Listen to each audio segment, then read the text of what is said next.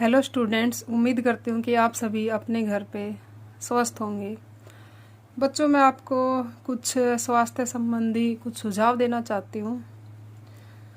अभी घर पे हैं आप लोग, अभी जब स्कूल जाते हैं तो टाइम से उठ जाते हैं, लेकिन जब घर पे हैं तब भी आपकी ये जिम्मेदारी बनती है कि सबसे पहले अपने स्वास्थ्य को ठीक रखा जाए।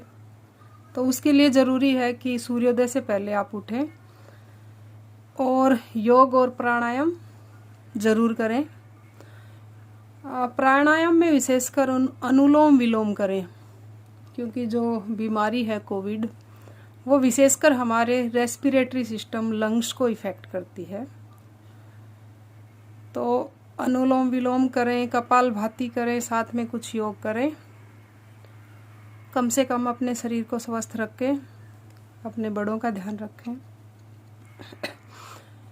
जो लास्ट वीडियो थी हमारी, वो थी जो हमारा टॉपिक है central problems of an economy. तो इसकी 2 वीडियो बन चुकी हैं, लेकिन उन दोनों में ये कंप्लीट नहीं हो पाया। चाहती तो मैं करवा देती, बट मैं चाहती हूँ कि मेरे बच्चे जैसा स्कूल में कंफर्टेबल फील करते हैं बोर्ड के ऊपर, उनको वहाँ कोई समस्या नहीं आती।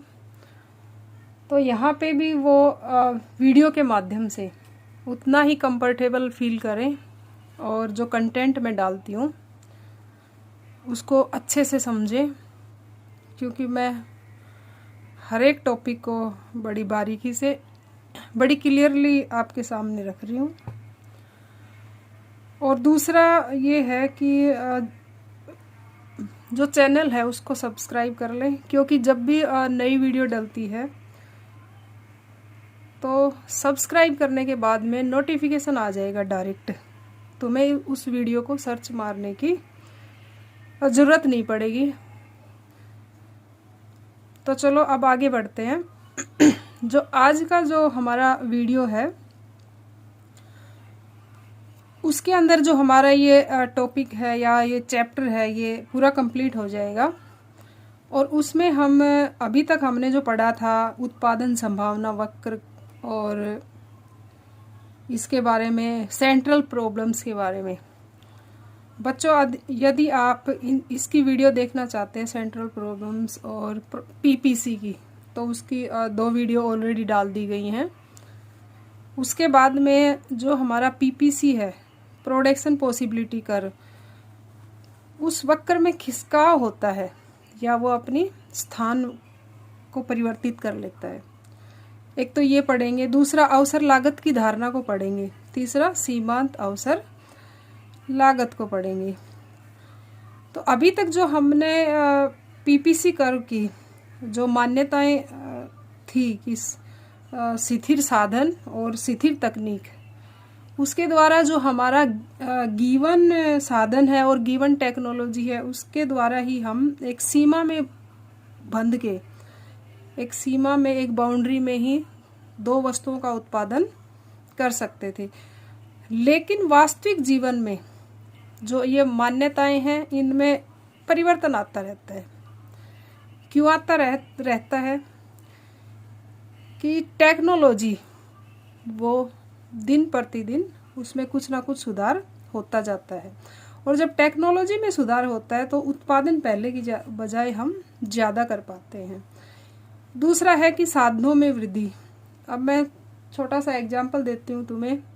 जैसे भूमि का एग्जाम्पल लीजिए, जिस पे खेती की जाती है। वैसे तो भूमि दिन प्रतिदिन जो खेती के पर्पज से जो भूमि थी हमारे पास, वो घटती जा रही है। क्यों घटती जा रही है? क्योंकि जनसंख्या बढ़ती जा रही है और जो रहने के लिए जो स्थान ऑक्यूपाई किया जा रहा है वो दिन प्रतिदिन बढ़ता जा रहा है। और भी रीजन है कि विकास के साथ साथ हमारी ज़रूरतें बढ़ती जाती हैं, हमें ज़्यादा सड़कों की आवश्यकता होती है। तो काफ़ी रीज़न है इस चीज़ के। लेकिन मान लो कि हमारे पास बहुत ज़्यादा भूमि ऐसी है जो बंजर है, तो वो भूमि अगर उसको उर्वरक डाल के या उसके अंदर जो भी ज़रूरतें हैं उसकी वो पूर्ति करके अगर उस भूमि को ठीक किया जाता है तो वो साधन में थोड़ी बढ़ोतरी करेगी। तो ऐसे ही और साधन हैं, जैसे कि ह्यूमन रिसोर्स है, और जैसे जैसे उसमें स्किल्स बढ़ती जाती हैं तो क्वालिटी बढ़ने के साथ साथ रिसोर्स हमारे बढ़ते जाते हैं। तो दो रीजन है इसमें, एक तो साधनों में परिवर्तन की वजह से, एक तकनीकी में परिवर्तन की वजह से हमारा जो पीपीसी कर्व है वो शिफ्ट कर जाता है, मतलब कि अपने स्थान को चेंज करता है। तो हम सबसे पहले पढ़ेंगे साधनों में परिवर्तन। तो जो साधनों में परिवर्तन है वो दो तरीके से हो सकता है। किस तरीके से हो सकता है? साधनों में वृद्धि, कि अगर जो हमारे रिसोर्स हैं अगर वो बढ़ जाएं, क्या हो जाए? बढ़ जाएं। बढ़ने की वजह से हमारी जो प्रोडक्टिविटी है या हमारा जो पीपीसी कर्व है उसके ऊपर क्या इफेक्ट आएगा? उसके ऊपर ये इफेक्ट आएगा कि जो पहले का जो पीपीसी वक्र था वो क्या था? ए बी, और मतलब कि हम इस बाउंड्री लाइन तक हम दो वस्तुओं का कमोडिटी एक्स और कमोडिटी वाई का उत्पादन कर सकते थे, लेकिन साधनों में वृद्धि की वजह से हम नए पीपीसी वक्र पर यहाँ शिफ्ट हो जाएंगे। इस पीपीसी वक्र पर हम कहीं भी शिफ्ट हो जाएंगे। तो हमारे पीपीसी वक्र ने अपना स्थान चेंज कर लिया। क्यों कर लिया? साधनों में वृद्धि की वजह से। चलो नेक्स्ट वाले पेज की तरफ मूव करते हैं। अब है नेक्स्ट साधनों में कमी। अब मान लो कि अगर साधनों में कमी हो जाती है तो उसका पीपीसी वक्र पे क्या प्रभाव पड़ेगा? तो हमारा जो पीपीसी कर्व था वो इनिशियल था वो ये था, और जब साधनों में कमी हुई, साधन रिड्यूस्ड हुए, तो हमारा पीपीसी वक्र अंदर की तरफ खिसक गया, क्योंकि अब हम पहले की बजाय कम वस्तुओं का उत्पादन कर सकते हैं। नेक्स्ट है तकनीकी में परिवर्तन। वो था साधनों में परिवर्तन, कम और ज़्यादा दोनों कंडीशन थी। अब ये है तकनीकी में परिवर्तन। तो तकनीकी में परिवर्तन किस किस तरीके से है? फर्स्ट है वस्तु एक्स के उत्पादन के लिए कुशल तकनीक का प्रयोग। तो हमने कमोडिटी एक्स के उत्पादन के लिए ही, यहाँ देखिए, कमोडिटी एक्स के उत्पादन के लिए ही हमने टेक्नोलॉजी को एफिशिएंट किया है। मतलब हमें जो वस्तु एक्स थी उसके उत्पादन के लिए जो टेक्नोलॉजी लगा रखी थी, जो तकनीक लगा रखी थी, वो हमने पहले से बेहतर कर दी। तो पहले से बेहतर करने की वजह से जो कमोडिटी वाई थी उसका उत्पादन तो उतना ही रहा, और जो कमोडिटी एक्स थी उसका उत्पादन बढ़ गया है। अब नेक्स्ट पेज की तरफ मूव करते हैं कि अगर जो हमारी टेक्नोलॉजी है वो वस्तु वाई के उत्पादन के लिए कुशल तकनीक का प्रयोग किया जाता है तो क्या फ़र्क आएगा पीपीसी में? तो ये देखिए कि ए बी हमारा जो इनिशियल पीपीसी था, मतलब स्टार्टिंग का पीपीसी उत्पादन संभावना वक्र था, और ये यहाँ से शिफ्ट होके यहाँ चला गया। क्यों शिफ्ट हुआ? क्योंकि हमने जो वाई वस्तु के उत्पादन के लिए जो हम टेक्नोलॉजी यूज कर रहे थे, जो तकनीक यूज कर रहे थे, वो एफिशिएंट और कुशल तकनीक का प्रयोग किया। किस वस्तु के लिए? वस्तु वाई के लिए। तो इससे कमोडिटी एक्स है, जो वस्तु एक्स है, उसके उत्पादन में कोई बदलाव नहीं आएगा, क्योंकि जो टेक्नोलॉजी में परिवर्तन हुआ है वो वाई वस्तु के में हुआ है, और यहाँ पे उत्पादन में परिवर्तन भी उसी वस्तु में आएगा।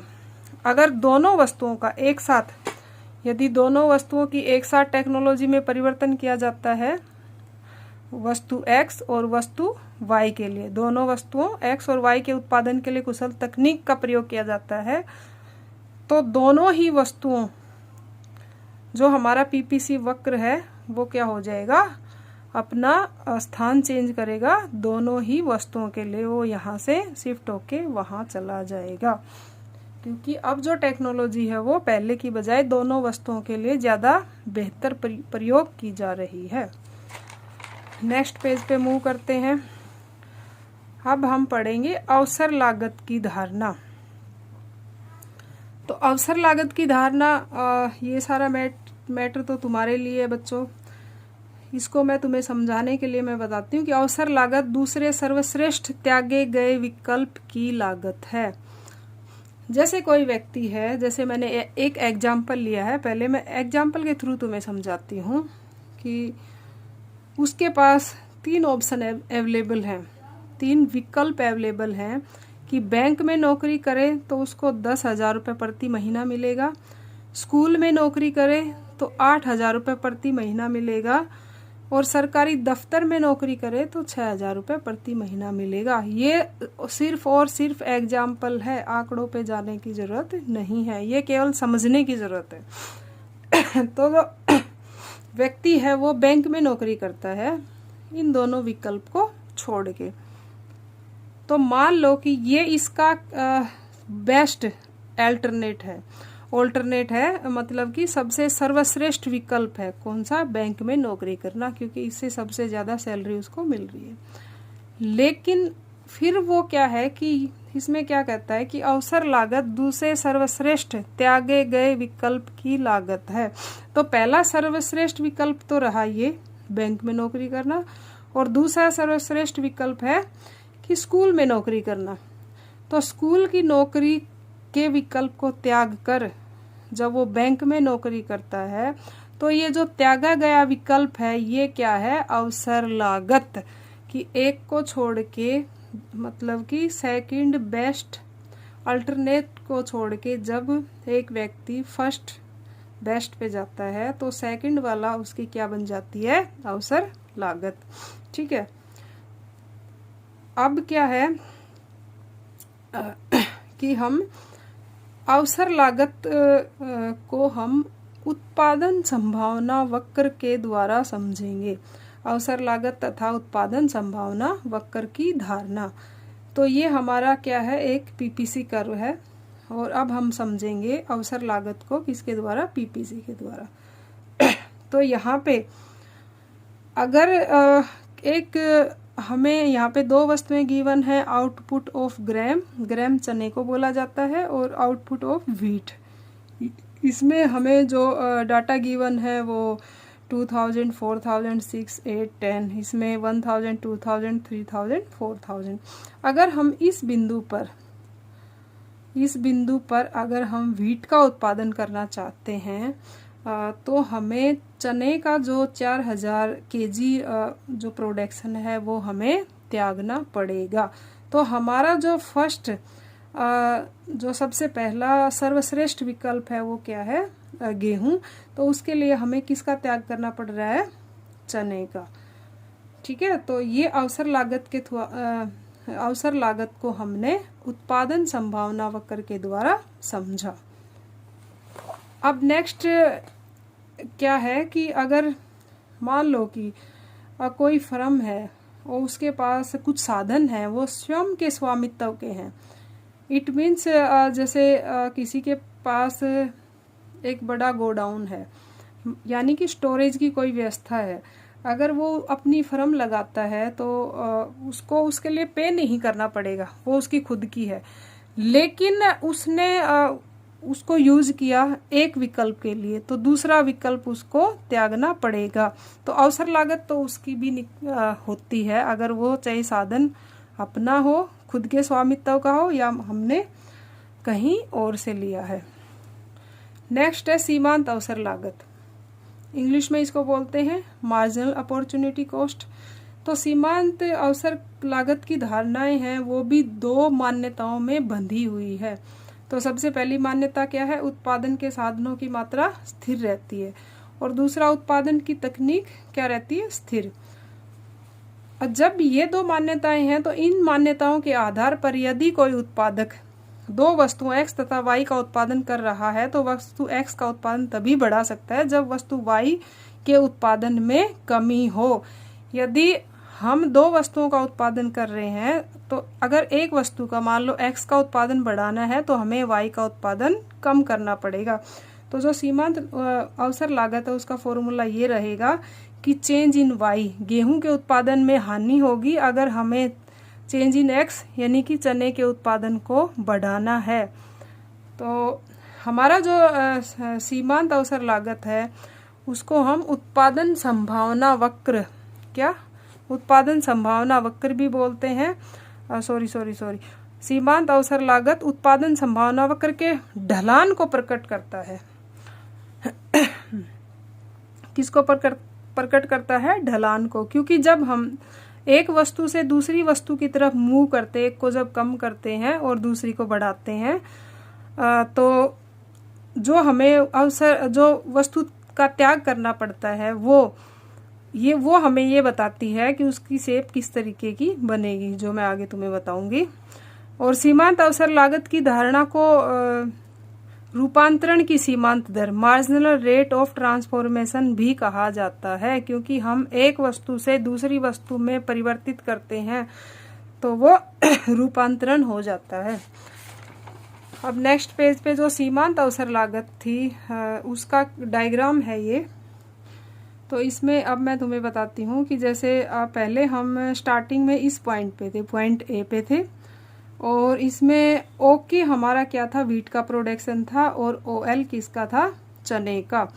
लेकिन अब हमें क्या करना है कि चने का उत्पादन बढ़ाना है। तो उसके लिए इतने उत्पादन को बढ़ाने के लिए OX, तो हमें Y का इतना उत्पादन कम करना पड़ेगा। तो Y का इतना त्याग करना पड़ेगा हमें X के उत्पादन को बढ़ाने के लिए। तो सीमांत अवसर लागत है, उसका फॉर्मूला ये है, change upon Y upon change in Y upon change in X। तो ये है K से K1 और L से L1 अपॉन LL1। तो ये फॉर्मूला हमारे पास निकल के आता है। और आज जो हमारी वीडियो है वो यहीं पे ख़त्म होती है, और वीडियो के साथ साथ हमारा जो चैप्टर है वो भी ख़त्म होता है। और वीडियो के पसंद आने पर लाइक ज़रूर करें। Thank you.